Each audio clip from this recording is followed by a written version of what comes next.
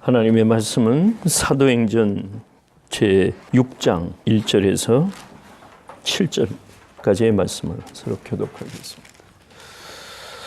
사도행전 제6장 1절. 그때 제자가 더 많아졌는데 헬라파 유대인들이 자기의 과부들이 그 매일 구제에 빠짐으로 히브리파 사람을 원망한대.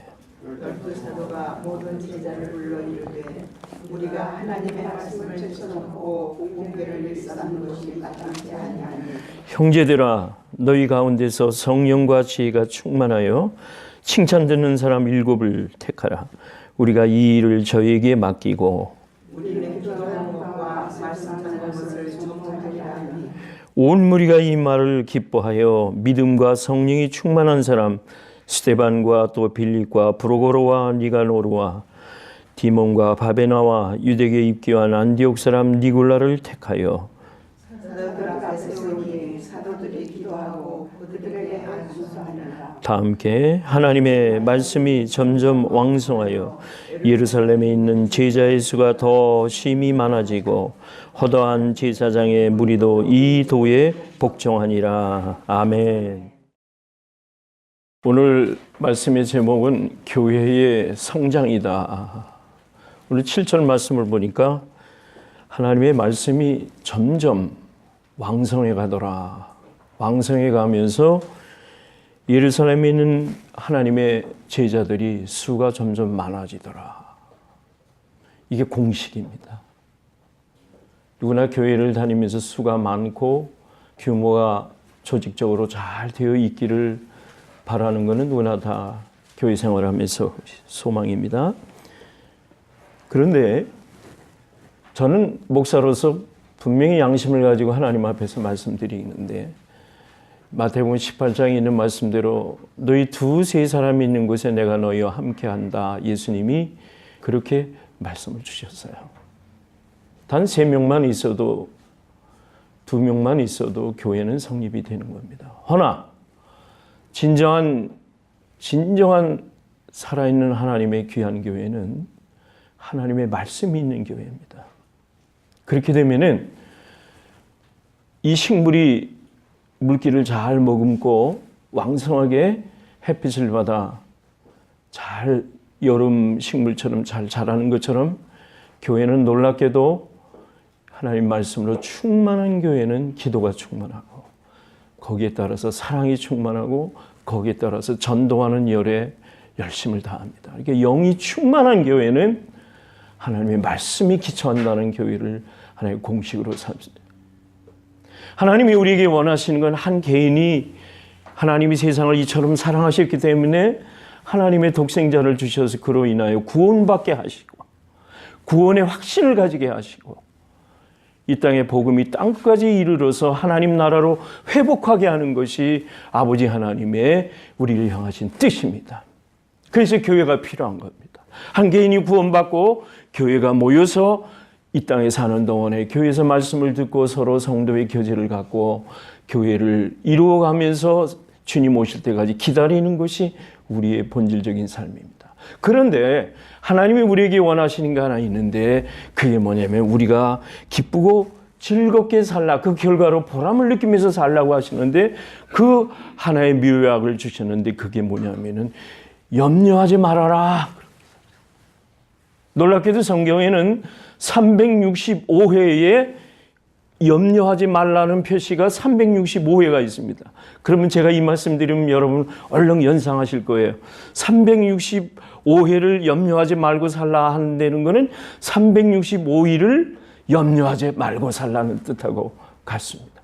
단 한순간이라도 하나님은 우리에게 염려하면서 사는 것을 허락지 아니하시는 거예요. 왜 염려하느냐? 하나님이 천지와 이 땅 위에 하나님이 주인이시고 우리에게 아버지가 되시는데 왜 염려하느냐?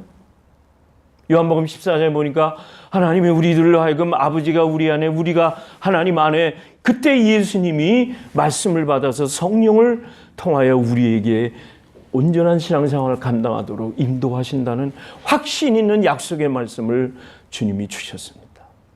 여러분 오늘 신앙생활 하시면서 염려하시지 말기를 바랍니다. 빌립보서 4장 6절에 아무것도 염려하지 말라.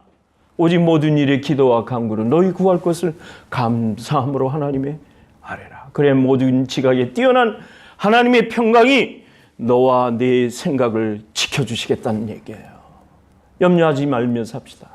세상에는 염려로 인하여 오는 게 참 부작용이 많아요. 비용이 옵니다. 염려하면. 사람관계가 악화됩니다. 놀라운 거는 얼마 전에 그 이야기를 저희 집에서 식사하면서 얘기했지만은 식물에게도 싫어하는 그런 표현이 있다는 거예요. 식물에게도 그 시험을 했다는 거예요. 그래서 싫어하는 사람이 그 식물 가까이 오면은 식물이 움츠러든다는 거예요. 감정이 있다는 거예요. 하물며 미물인 생명을 가진 이 모든 것에는 우리가 염려라는 원수 마귀가 가져다 주는 가라지 같은 것이 있습니다. 그래서 염려하지 않고 사는 것이 우리 인생에서 제일 행복한 길인 겁니다. 비결인 겁니다. 오늘 본문을 보니까 예루살렘 교회가 이제 말씀이 왕성하면서 부흥이 되어가는데 그로부터 3년 전에 이 성도들이 예루살렘 교회가 부흥을 해가지고 모름지기 한 10,000명은 되는 것 같아요. 베드로만 한 번 설교할 때 5,000명이 회개하여 돌아오고 3,000명이 그 말씀을 듣고 회개하며 돌아올 때 여러분 10,000명의 교회를 상상 안 하겠어요? 상상할 수 있겠어요? 10,000명 정도. 어마어마하게 큰 교회인데 더욱 놀라운 거는 그 사도들이 거기서 목회를 할 때에 온 교회로 인하여 한 마음이 되어서 그들이 가진 모든 재산을 갖다 놓고 그것을 사도들 앞에 두더라. 그럼 사도들이 12사도들이 그 재산을 나누어서 어려운 삶이 없도록 골고루 고린도후서에 보니까 그런 말씀이 나와요. 헌금에 대한 얘기가 나오는데 예루살렘에 있는 교회나 저 밖에 있는 안디옥 교회나 또 다른 갈라디아 교회나 그곳에 있는 교회들이 헌금을 인하여 골고루 교회가 균형을 맞춰간다 하는 것이 바울의 소원이었습니다. 바로 예루살렘 교회가 그런 교회가 되었던 거예요.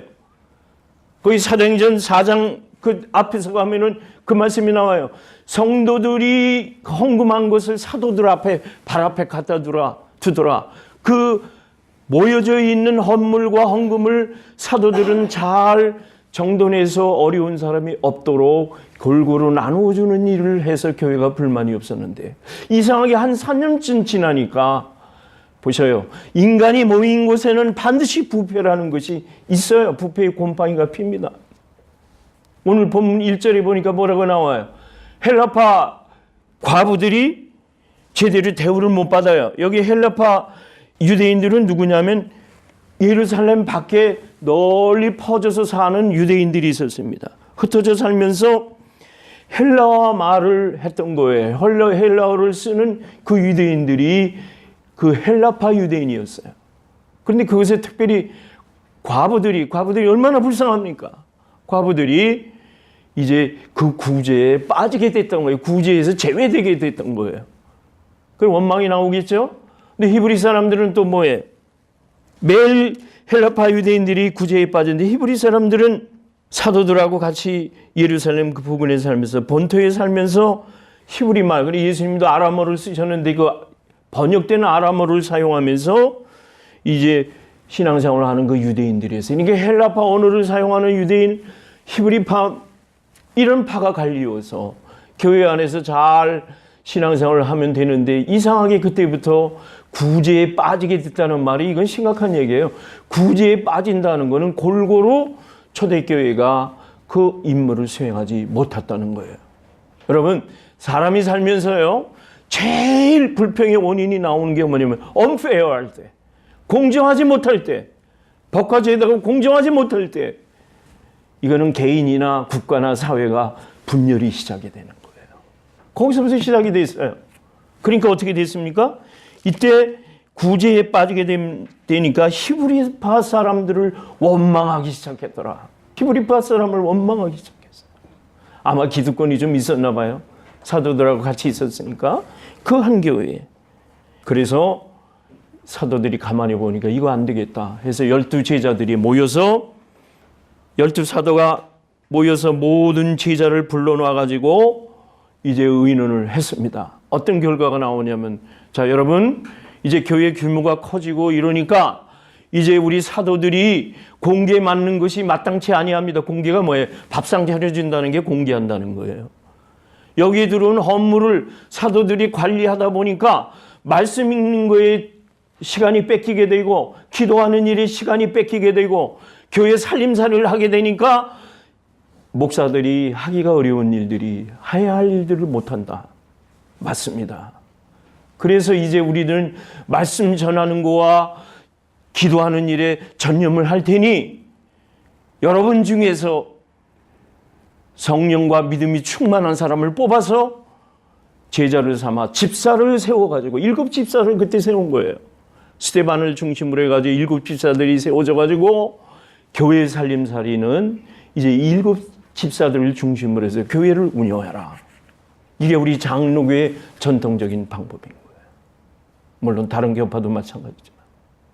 그래서 안수 집사가 있을 것이고, 안수 집사 위에 또 일정한 기간이 끝나면 장로님이 세워지는 거예요. 그래서 장로들은, 우리 장로교 헌법을 보면 장로들은 교회의 무리의 대표라고 그랬어요. 이걸 악용하는 사람들이 있어요. 우리 교인들의 내가 대표권을 가졌으니까 목사하고 함부로 덤벼도 되겠다 이렇게 생각하는 사람들이 있는 것 같아요. 그래서 무리가 나오는 것 같아요. 근데 저 뒤에 바울이 뭐라고 그러냐면, 그 이후에 서신서를 보니까 뭐라고 얘기했냐면은, 장로들을 존경하되 특별히 말씀을 전하는 장로는 배로 존경할 자로 알아라, 그렇게. 아마 이런 부작용이 그 당시에도 있었던 것 같아요. 저는 이 이야기를 왜 하느냐면, 목사를 높여주고 장로이야 성도들이 계급적으로 낮다는 뜻이 아니에요. 하나님 앞에서 베드로 전서 5장 보면 하나님이 그런 말씀했잖아요. 만인 제사장직을 얘기를 했어요. 그러니까 모든 하나님을 믿는 성도들에게는 하나님이 맡겨주신 일이 있다는 거예요. 다 각자의 역할과 분담이 다르다는 거예요. 조금 이따 나옵니다. 하나님의 은사로서 안수하여 세우는 사람들에게 주는 하나님의 은사의 법칙이 있어요. 그건 하나님이 세우시는 거예요. 목사님, 하나님이 세우시는 거예요. 장로님, 하나님이 안수하여 세우시는 거예요. 그래서 그의 대답은 뭐냐면 섬김이에요. 섬기는 거지, 이 자리가 높임을 받고 이 자리가 권세를 누리는 자리로 안다면 그 사람은 잘못된 거예요. 아마도 당시 그런 부패성이 있어서 교회가 이제 4분 5일 분파가 생기기 시작했어요. 그런데 그 중에 하나가 제자들이 많아지니까 입들이 많아지는 거 아니에요. 그러니까 별 의견들이 다 나오는 거야. 그래서 7 집사를 세워서 이제는 우리가 하나님의 목회만 전념할 테니 너희들은, 당신들은 이 일을 전부 맡길 테니 이제 재산을 나눠주는 일이나 식탁을 차리는 일이나 이거는 여러분들이 해주시길 바랍니다. 이 얘기를 한 거예요. 교회는요 2가지가 있습니다. 크게 말씀을 중심으로 해서 예배를 드리는 예배를 맡은 자들이 있어요. 또 한 가지는 식탁을 맡은 자들이 있어요. 이거는 뭐냐면 교제와 봉사와 선교하는 일에 2 부서로 나눌 수가 있는 거예요. 말씀을 전하고 연구하는 분들은 목사들이 하고 전도사들이 하는 거예요. 그러나 그 식탁을 차리고 거기에 공개를 맡고 선교하고 구제하고 봉사하는 일은 여러분 중에서 하는 거예요. 이때부터 아름다운 전통이 교회가 세워져서 여기까지 온 거라고 볼 수 있습니다. 그런데 우리가 이 교회 질서라고 하는 것은 이 시대적인 사명이 있는데, 이 질서에 따라서 교회가 제도를 만들어서 경영을 해야 돼요. 경영이라는 게 뭡니까? 어떤 한 가지 방침을 세워놓고 방침에 따라서 약속된 서로 간의 규율이 있는 거예요. 그대로 하는 겁니다. 그런 교회가 어떻게 보면 다른 말로 좀 민주적 교회라 하는데, 교회는 민주적이라는 말을 쓰면 안 되는 거예요. 예수님이 12제자 모아놓고 민주적으로 행하신 일 복음서에 보면 한 가지도 없어요. 예수님을 따랐더라 그랬지, 예수님이 모아놓고 자 우리 다수결로 투표해서 모아자 그런 말 한마디도 없어요. 교회의 본질적인 구조는 하나님의 법대로 하나님이 세우신 지도자를 통해 하나님의 성령의 인도하심을 따라 교회가 교회다워지는 거예요. 그게 바른 교회예요. 그럼 교회마다 목표가 있어요. 우리 교회는 표가 그겁니다. 이 시대를 알고 선교하는 교회가 되자. 목회표예요. 이 시대를 알아야 됩니다. 로마서 12장 1절에 보면 세대를 분별하라고 그랬잖아요. 이 세대를 분별해서 어떻게 할 것인가 우리가 자세히 연구를 해서 함께 또는 목회의 방법으로 그것을 연구해가지고 땅끝까지 주님 다시 오실 날까지 우리가 이 땅에 우리의 소임을 다하고 교회가 대를 이어서 하나님 앞에 영영이 충성하는 교회를 만들자. 그래서 선교하라는 거예요. 이 마지막 때는요. 다른 거 없어요. 마태복음 28장 마지막 절에 있는 대로 예수님이 우리와 함께 하시는데 땅끝까지 이르러 복음 전하라. 여기 교회가 기치가 되어야 되고 교회의 이것이 목표가 되어야 돼요. 선교하지 않는 교회는 문제가 있어요. 선교하지 않는 개인도 문제가 있어요. 선교라는 것은 가까이에서 내 복음을 전하는 이웃의 전도일 수도 있고 교회가 전도 이상으로 타국에 선교를 한다든지 내국에서 어려운 자들을 돌보는 선교적 차원에서 목회가 이루어져야 되는 겁니다. 그에 따라서 우리 교회도 선교하는 교회라 목표를 세워서 어려운 가운데서도 우리가 현재 물질로 선교하고 있습니다. 여러분이 우리 교회에 다니시면서 말씀을 안 드려도 그거는 깨달음이 있으셨을 거예요. 우리 교회는 선교하는 선교의 말씀대로 선교하는 교회가 되자. 여기 사도들이 기도하면서 안수를 했다. 7 집사를 뽑아놓고 안수를 했다 하는 그 표현이 나옵니다. 이 안수라는 것은 출애굽기 28장에 보니까 아론과 그의 아들들이 제사장이 됐잖아요. 그때 거룩하게 구별했다는 거예요. 구별해서 이들로 하여금 위임을 해줬다는 거예요. 하나님의 말씀을 가르칠 수 있도록 제사장을 세워서 위임해주고 제사의 일을 맡아서 할 수 있도록 이렇게 아론과 그 아들들에게 위임을 해준 거예요. 거기에서 유래되는 말이에요. 그래서 하나님께서 주시는 직분을 맡겨주는 것도 기름 부어 안수를 하는 겁니다. 직분 받은 자를 하나님께 또 교회가 바치는 거예요. 여러분의 목사는 하나님께 바친 사람이에요. 여러분 목사 심판하지 마세요. 야고보에 보면 목사 심판은 누가 하느냐? 하나님이 심판하셔요. 여러분이 심판하는 거 아니에요. 하나님이 목사를 책임을 묻겠다는 거예요. 그래서 아무나 선생 되기를 원하지 말라고 그랬어요. 아무나 지도자 되기를 원하지 말라고 그랬어요.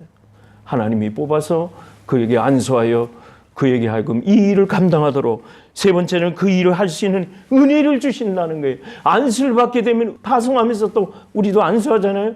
그럼 하나님이 안수할 때 그 사람으로 하여금 점을 찍어주는 거예요.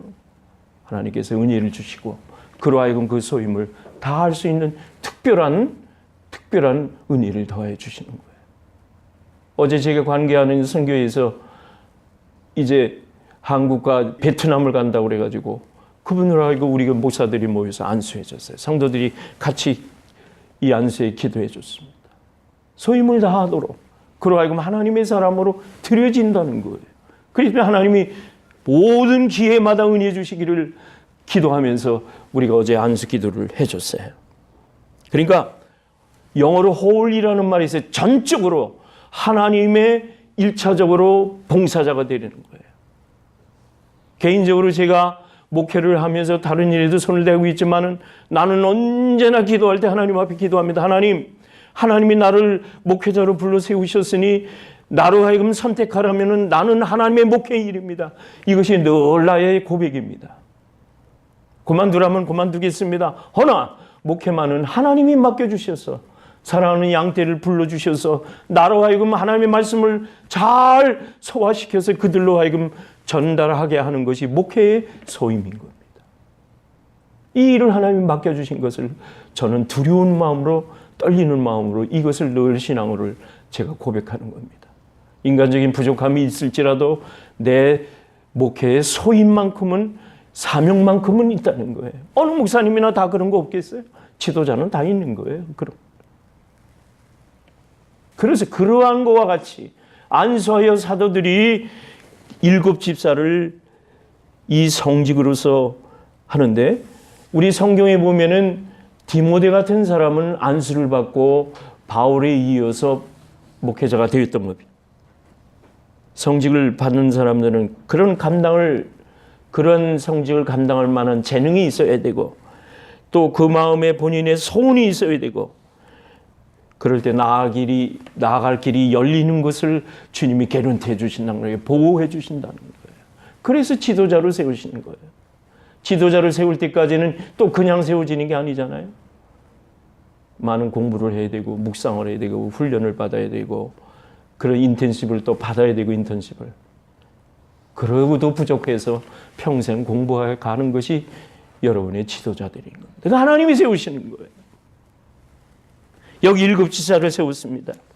잠깐만 제가 여러분이 이 기회가 아니면 7 집사가 누군지 보실 기회가 없을 것 같아서 제가 간단하게 설명해 주세요. 제일 먼저 거기 누가 나오냐면 스데반이라는 사람이 나와요. 스데반은 그 다음에 나오면 이제 은혜와 권능이 충만해가지고 스데반이 순교를 당합니다.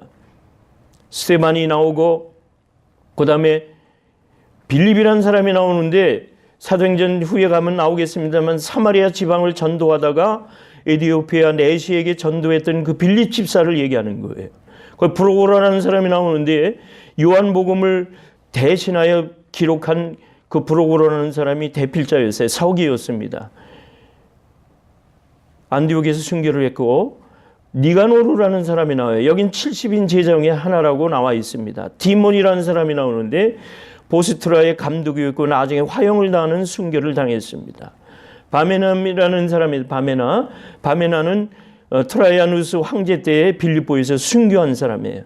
니골라라는 사람이 있는데 유두계에서 개종한 사람인데 나중에 이단인 니골라당의 시작이다 이렇게도 나오지만 아니라고도 그렇게 나와요. 아무튼 이 7 집사가 초대교회에서 교회 살림살이를 맡은 안수받은 집사들이었다. 말씀을 정리하고자 합니다. 마땅히 하나님의 말씀은 이 세상을 정복하라는 창세기 1장 28절에 있는 말씀을 근거로 하여 세상을 정복하는 일에 창조적인 일에 우리가 동참할 때에 그 말씀을 통해서 약속의 말씀을 통해서 우리가 성령과 은혜와 능력을 받아서 일하는 겁니다. 제가 매주 고심을 하면서 주보를 만들 때 여기 월요일부터 토요일까지 성경 읽기표에 따라서 주제되는 말씀을 벌써 6년, 7년째 이 문제를 내고 있습니다. 저는 정말 고심하면서 어디 베끼는 거 아니에요. 내가 성경 읽고 묵상하면서 이 문제를 우리 교우들을 생각하면서 문제를 제출합니다. 그래서 1년에 성경 일독을 하자 해서 매년 이런 것이 나갑니다만은 성경 일독을 원칙적으로 하루에 3장 기준으로 해주시고 그 읽은 것 가운데서 문제를 풀어보시기 바랍니다. 하나님의 말씀 외에는 없습니다. 하나님의 말씀은 긍정적이고 능동적이기 때문에 세상을 정복하는 가장 기본적인 그 원리가 하나님의 말씀에 있다는 겁니다. 제가 간절하게 부탁하는 말씀은 사랑하는 여러분들이 우리 교회 적어도 사랑장로교회 교우들께서는 성경에 좀 능통하신 분들이 되시기 바랍니다. 왜냐하면요 세상을 이기는 힘은 오직 말씀에 있습니다. 오늘 본문에 있는 말씀대로 예루살렘 교회가 하나님의 말씀이 점점 왕성하여져서 제자의 수가 많아졌더라. 그런데 놀라운 거는 그들을 핍박했던 제사장들이 여러분 회당에서 예수님의 제자들에게 사도들이 회당에서 복음을 전했거든요. 그럼 회당이 어디입니까? 하나님께 제사 드리는 곳이에요.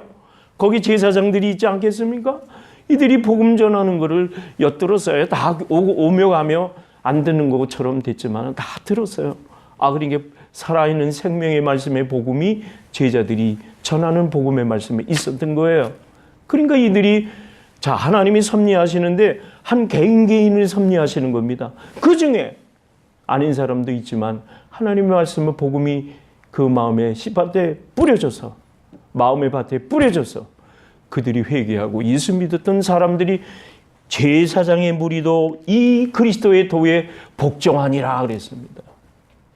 그러니까 땅끝까지 이 복음이 전해져야 되고 때를 얻든지 못 얻든지 복음을 전하라는 것이 성경의 말씀인 거예요. 복음을 전해야 되는 겁니다. 저 사람이 교회에 나올까?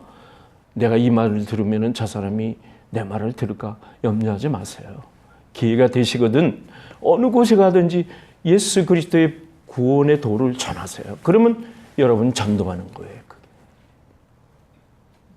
놀랍지 않습니까? 우리가 5장만 보아도 사도들을 데려다가 이 제사장의 무리들이 또는 그들을 힘들게 하는 사람들 중에 무리였는데 그들이 복음을 듣더니 예수를 믿었더라. 이만큼 하나님의 말씀이 왕성하여 갔다는 겁니다. 사랑장로교회가 모름지기, 사랑장로교회가 하나님의 영생의 복을 따라서 하나님의 말씀으로 왕성한 교회가 되어지시기를 주의 이름으로 축원합니다. 거룩하신 아버지 하나님 감사합니다. 우리 교회는 하나님의 말씀을 기초로 하여 이제 우리 하나님의 구원을 확신하게 되었고 이 가운데서 우리들이 신앙생활을 감당하고자 합니다. 하나님, 오늘 예수님의 그 제자들이 초기에 왕성하게 활동했던 예루살렘 교회를 살펴보면서 하나님의 말씀이 왕성할 때에 많은 제자들이 수가 많아졌다고 하는 말씀의 원리를 따라 우리 교회도 그런 교회 만들어 주시옵소서. 사랑하는 교우들 하나님 말씀을 사모하는 마음으로 주셔서 말씀에 따라 날마다 염려 없이 기쁨 가운데 성령 충만한 삶, 성공적인 삶 갖게 하여 주옵소서. 예수님의 이름으로 기도합니다. 아멘.